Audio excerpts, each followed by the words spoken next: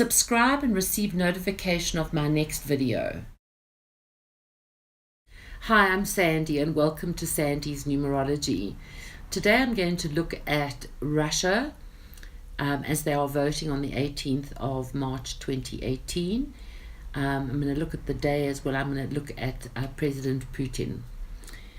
Russia, the date that I have is the date that Russia was renamed the Russian Federation, where I know that Russia celebrates the Sovereignty Declaration date, which is the 12th of June 1990.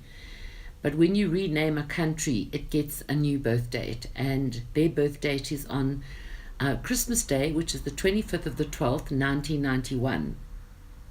And what is interesting about Russia, even if I had to compare it to the other date of the 12th of June, it doesn't make sense. It doesn't make sense for who Russia is as a country, because the 25th speaks of political, it speaks of defensiveness. It also is a three-life path, which says it does play a lot of games. I think that interesting that the three-life path of Russia is all about its material value. So whether that is gold or whether that is products or anything that is tangible, being coal or things that you can see and you can touch. But there's great fortune in Russia. They've got double hidden ones, so they are very much a country unto themselves. And I think there's very little that they would need besides that three-life path, which says there might be a lack of luxury. But we know that Putin has changed so much in Russia, and there is a lot of availability. They've also formed alliances with the BRICS, so there's a lot of accessibility for them in other countries versus the powers that be. But Russia is in a personal year 11, which is all of this wavering and unsettled and unsure. And because of this 11, America's double hidden 11s, which is where this whole legalities or threatening situations, and we know that on the 17th of March, President Trump has instilled the sanctions against Russia. I don't know that that was really what he really wants, because he has delayed on that. But that's finally been implemented. However, I think that Russia is still in a year of negotiations, and a lot of balance can be restored.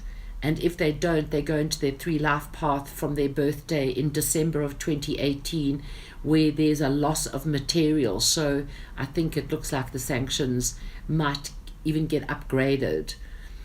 However, what we're looking for is, in this 11, is about how they form alliances and how people join hands and work together within the framework and the boundaries of the country Russia. And it's very unsettling, because this 11 also is all about 2018, which is also an 11, which is all about water and snow and hail and storms, and this can be incredibly destructive. But in this wavering, Russia's midterm would be on the 25th of June, so that they're voting on the 18th of the 3rd. So in my system, you've got a 9 and you've got quadruple 3s, but there's a 5 outcome. So all of the 3s is telling you about the collective, and the people are out there, and the day is actually quite a pleasurable day, all about bringing people together and enjoying the day. But being the 18th, there's an 8 there, which is about communication. The 18 adds to 9, which is all about knowledge and wisdom.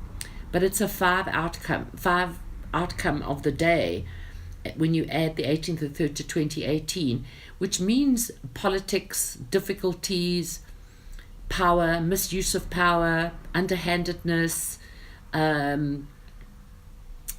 difficulties, politically so. So there could be even military or militant issues that could be around on the day. But I always feel that on the day of the voting, which as much as there's going to be difficulties, if we push it out by a day, and what would the results be if the results physically come out on the 19th of March?